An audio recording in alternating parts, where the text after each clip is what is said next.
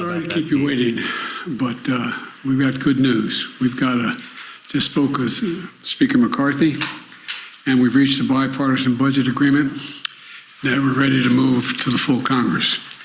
And I think it's a really important step forward, and it takes the threat of catastrophic default off the table, protects our hard-earned and historic economic recovery, and the agreement also represents a compromise, which means no one got everything they want. But that's the responsibility of governing. And this is a deal that's good news, for, I believe you'll see, for the American people.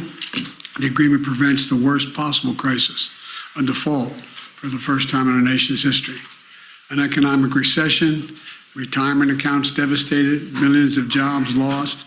It also protects key priorities and accomplishments and values that congressional Democrats and I have fought long and hard for. Investing in America's agenda that's creating good jobs in communities throughout the country. It protects Social Security, Medicare, and veterans, and so much more. The Speaker and I made it clear from the start that the only way forward was a bipartisan agreement. That agreement now goes to the United States House and to the Senate. I strongly urge both chambers to pass that agreement. Let's keep moving forward on meeting our obligations and building the strongest economy in the history of the world. I'll take a few questions. President, you said at the beginning that the debt ceiling was not negotiable.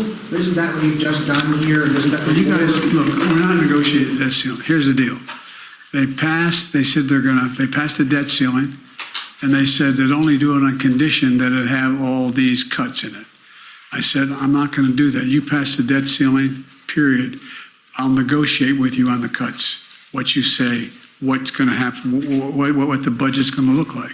That's what we are negotiating in order to get to them deciding that they're going to go along with a new debt ceiling, meaning that it's not attached.